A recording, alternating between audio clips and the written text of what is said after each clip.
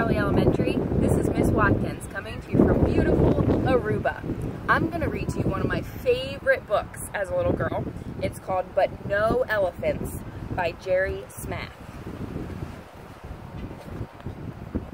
Grandma Tildy lived all alone. She worked hard every day. She had no time to play. One day, a man came to her house. He was selling pets.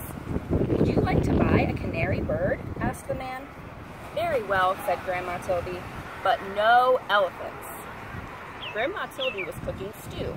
The bird wanted to help, so he sang a song for her. It made Grandma Tildy happy.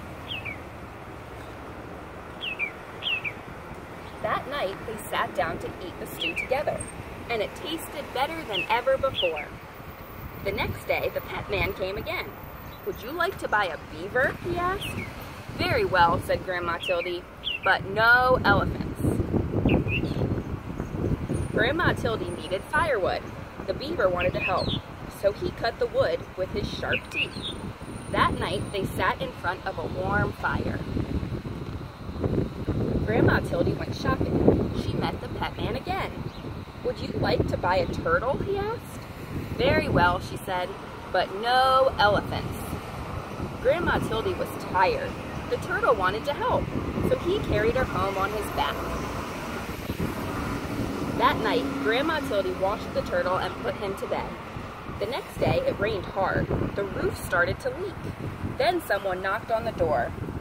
It was you-know-who. "Would you like to buy a woodpecker?" the pet man asked. "Very well," said Grandma Tildy, "but no elephants." The woodpecker wanted to help, so he nailed the roof down tight. The dripping stopped. That night, they all danced together in the warm, dry house. The days got colder and colder.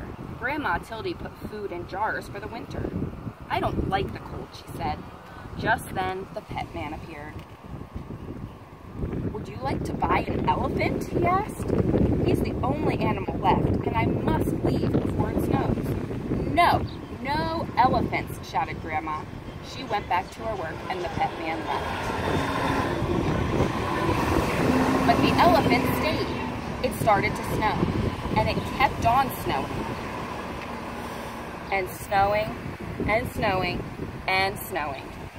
"No elephants," said Grandma Tildy, but the elephant would not go. They could not see the elephant now, but they could hear him crying. They felt sad. "Very well," called Grandma Tildy, "you may come in." The elephant was as happy as could be. But the elephant had a problem. He could not get through the door. So they all helped to push him inside. "Oh dear," said Grandma Tildy, "I hope the floor is strong. This is a very old house." Outside, the snow kept falling, but inside the house, it was cozy and warm. Everyone hoped winter would go away and spring would come soon. That night, there was a terrible crash. The elephant had fallen through the floor. "We cannot fix this," said Grandma. "You will just have to stay there." The winter was long, and soon the firewood was gone. The elephant was always hungry. He kept eating and eating and eating until all the food was gone. "We cannot leave or we will freeze," said Grandma Tildy. "We cannot stay or we will starve. What are we to do?"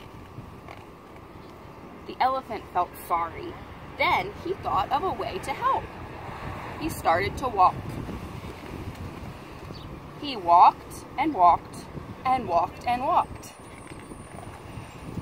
When he stopped, they were in a warm, sunny place, kind of like this. And that is where Grandma Tildy and her friends are today.